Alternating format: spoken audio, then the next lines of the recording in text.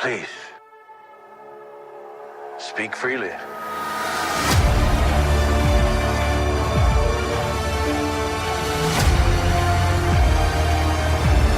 Welcome to the podcast of Boba Fett, the Explosion Network's after show, breaking down, discussing, reviewing each and every episode of the Disney Plus original series, The Book of Boba Fett. My name is Dylan Blight, and joining me, Ashley Holby. Hey John, excited to be here and excited to go back to the Sarlacc pit. We need to go back. Do we though? No, This week's episode, Chapter 4. Hold on. I forgot to write it down. I have it on my phone. It's something. Do it live. It's fine. It's right here. I don't need to stop. The Gathering Storm. That's what it was. Chapter 4, The Gathering Storm. Director Kevin Tancharoen. Written by Jon Favreau. I didn't know who this person was, though. IMDb. Director of the Fame remake. Director of Mortal Kombat Rebirth. Director of Glee 3D concert. Director of several episodes of Agents of S.H.I.E.L.D. 16, in fact. A couple of things. 3 episodes of Flash, episode of Titans, etc., etc., etc. 3 episodes of Arrow. So, a bunch of TV work recently. Yep. Synopsis. There was one. Boba Fett partners with Fennec Shand. Got him. What are your overall thoughts on this week's episode? It was solid. I think that's the best way to describe it. Obviously, the main focus of the episode was a massive flashback again. Kind of going in the direction we said, hey, it would be really cool if the series ends this way. No, that's where they went. It starts with him finding Fennec. I really need to go back and watch that episode of The Mandalorian, I think, because I didn't understand where the flares came from. Was that a thing during that episode? I don't know what that was supposed to be, unless it was just supposed to be ships or like the bikes or like general shooting, or I can't remember. I was like, whatever. Yeah, I think one thing I found funny is they made sure to include quickly that one shot from the after credits. They quickly like cut that in for literally a second. Yep. So there it is. It all fits. So we get to see how he saves Fennec Shand by, taking her to a mod shop and like replacing all the innards. And we get to see the beginnings of their relationship, their partnership. It was fine, I don't know why he just didn't take out Bib Fortuna then, if that was his goal all along.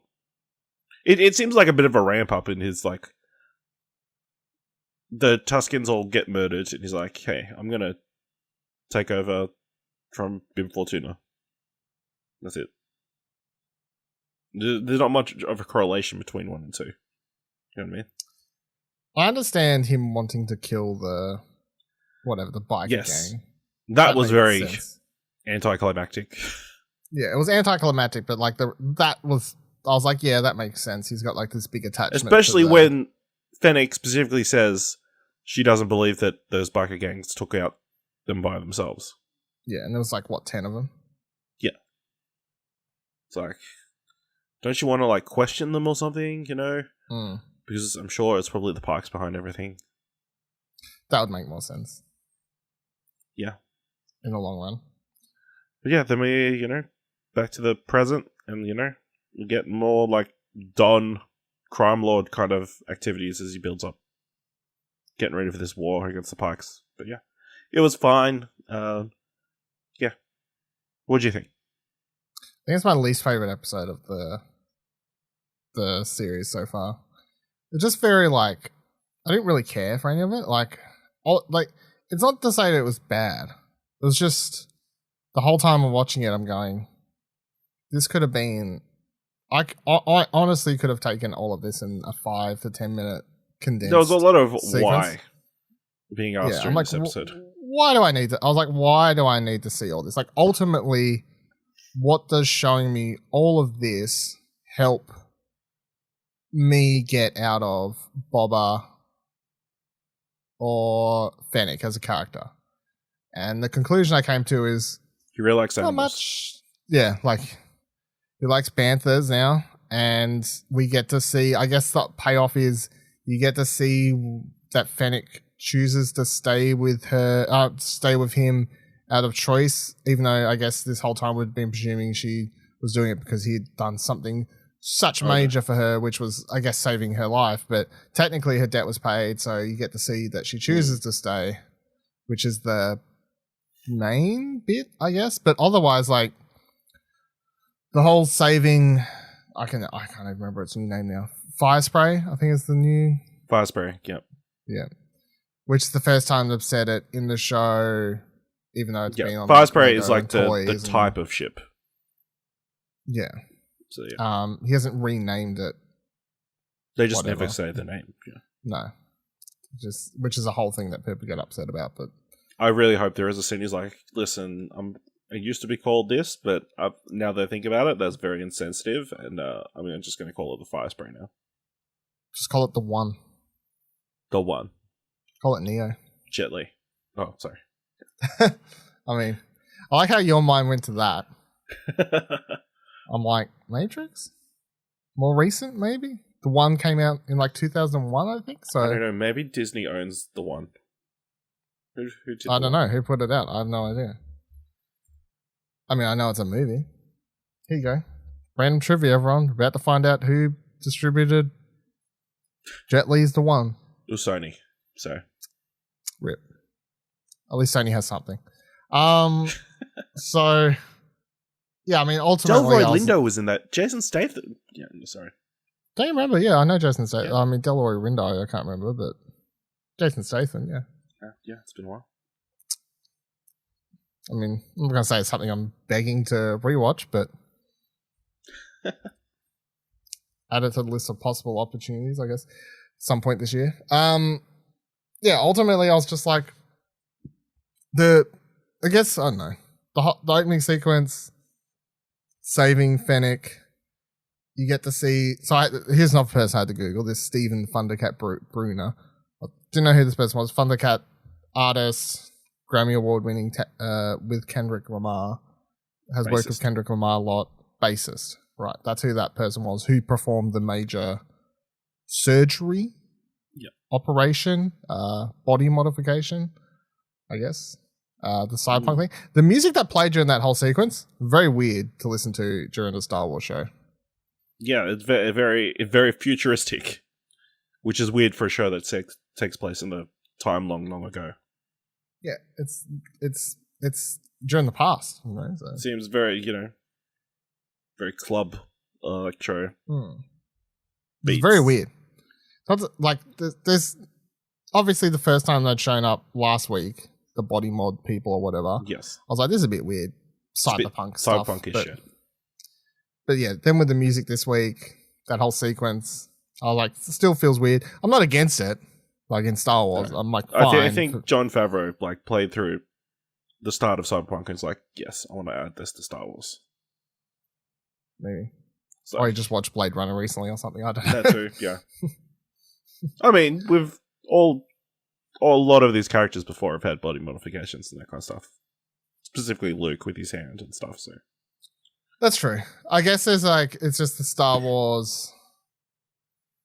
It's like building upon what you'd previously seen in Star Wars in a way that's like, hey, people are choosing to do purposeful mods that aren't just, hey, I lost a hand, I need a new one. Hey, half my body got burnt to a crisp, I need this giant suit to live. Hey, I'm Saw Gerrera and I need like mechanical legs. You know what I mean? Like it's like a choice. More, which does fit more in line with cyberpunk themes of body mod for choices. So that was a weird thing. Yeah, I don't know. What was what stands out? Like, what would be your favorite sequence then in an episode that I feel like was mostly, has one cool sequence. I guess them taking the fire spray out, I guess. Rescuing the fire spray. Fennec gets to pull off some cool action moves.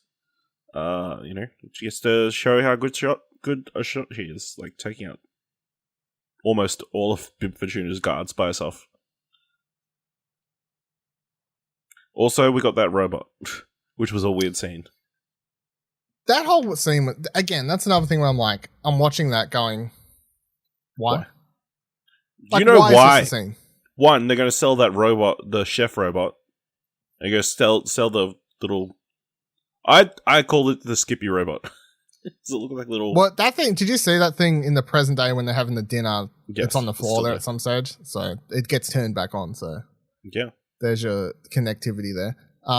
As for the other thing, I already looked on Twitter just before. And of course, everyone's already making like, oh, it's General Grievous's cousin. Or like, That's good. got him. Good job, everyone. Yeah, I was gonna say, like, that whole sequence I was like pretty met on, other than seeing Fennec actually do some actual fighting moves. Yeah. But otherwise I was like like the whole sneaking sequence, you don't really see much stealth. And then they have the whole weird kitchen thing. It's like, okay, don't know why this is a thing. Like watching Boba like chase around this droid for a minute. I was like, why? And also the fact that when it walks in, it was that whole thing where I'm like, just hit it now. And they wait for it to turn around and then it runs. I'm like, why? Why did we wait for it to just shoot it? You know, like, it's like that Seth Green thing, fucking Austin Powers. Just kill it. Why are we waiting for it to turn around so you can tell it, you know, be like, do you know who I am? Boba Fett. Yeah. Good job. Cool. I actually thought the coolest sequence was actually the return to the Sarlacc pit. Okay. If like that's not something you obviously see much in Star Wars. Like what, returning to something they've no, before? Like getting like seeing a ship sort of. I thought it was cool, like seeing the ship face down into the pit. Like really shows you the scale of the pit itself, and then it grabbing onto the ship. Obviously, we've seen big monsters grab onto ships in Star Wars before. Episode Empire Strikes Back, obviously, the first time we see something like that. We've had it happen several times since, even Force Awakens with the things on the Millennium Falcon and stuff like that. But I still thought it was a cool sequence, and it did have a fan servicey sort of thing that I did feel like, I was like, you know what, actually I'll pay that one because it was cool, which was just seeing dropping the Sonic, whatever they're called. I don't actually know, Sonic grenade things. Sonic bomb or missile, whatever. But yeah, seeing it dropped into that and then hearing the iconic like sound that it makes, like the, I don't even know, I can't even like really do it. But like, I was like, that's cool. Like way to built it up cool sequence. Well as well. Like there was a chance that it was dead after Boba cut a giant hole through it. Yeah, it got me. I had a little bit of a. I mean, I didn't know it was coming, but still, yeah.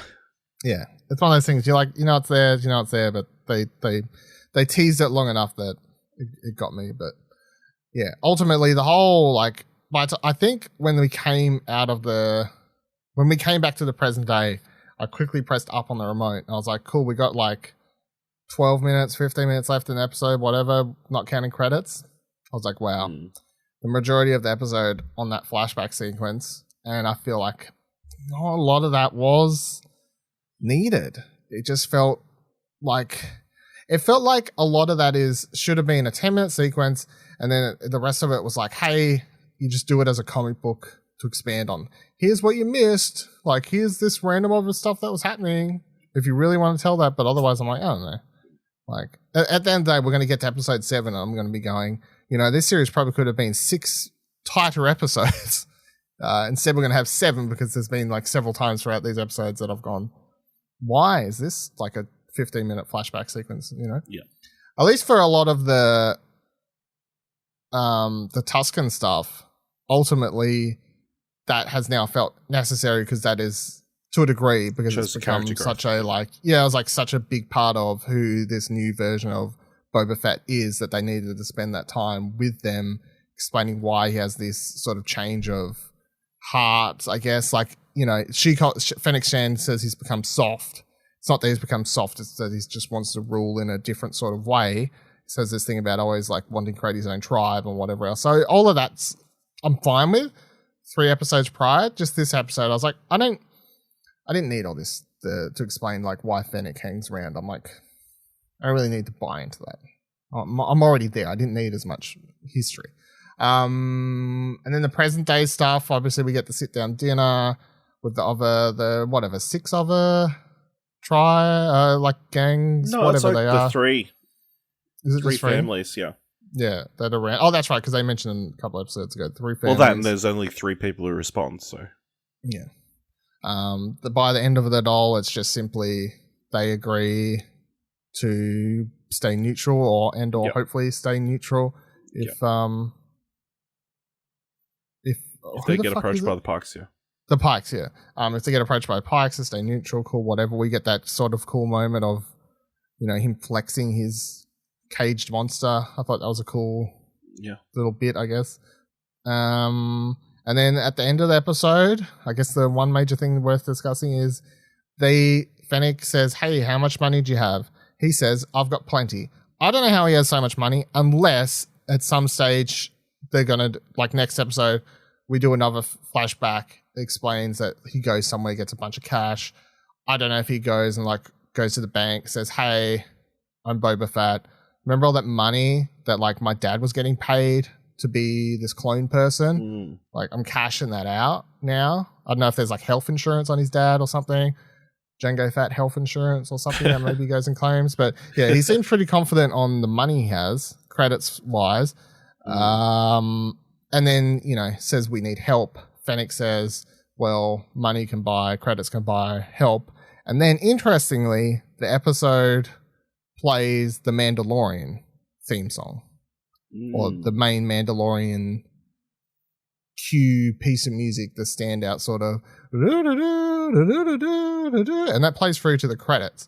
So, I think, obviously... Look, I'm going to put down. If Mando doesn't show up next week, I'm going to be angry. Not because I want him in the show, but because I feel like Star Wars has a long history of using, especially all of John Williams' key pieces of music for characters like Luke, Leia, everyone. All throughout the history of the movies, even the new trilogy, even through to episode 9, which I don't like much, but even through to that, always music is used appropriately where cues play and they mean something. They always play at the right times. And if you hear a character theme, it's appropriate for a reason. So if for some reason they're let's just use the Mando song because we'll just tease out just to fuck with the audience. Not about that. Not in Star Wars. Music's always been sort of important to character pieces and stuff. But choosing to believe that that's not what they're doing, I'm going to say that, Mando's showing up next week. They're going to go ask Mando for help. Although I don't think he really needs to be brought off. And I don't really want to see him in the show because, again, I feel like he's sort of mourning or whatever at this point in time. Dylan, he just needs a distraction. Maybe. It's depressed after you had to let him go. Yeah. But did you pick up on that or were you you didn't realize it was a musical? I didn't realize, I was more focused. Great tracking shot. Zoom out. That's what it was. You know what the music I mean, though? I mean, to be honest, the music, the two themes of these two shows are very similar, so it's easy to mistake one for the other, I think. I mean, hold on. Does Spotify have hold on. Book of Boba. Here we go. Song Ludwig. Here's the Book of Boba Fett.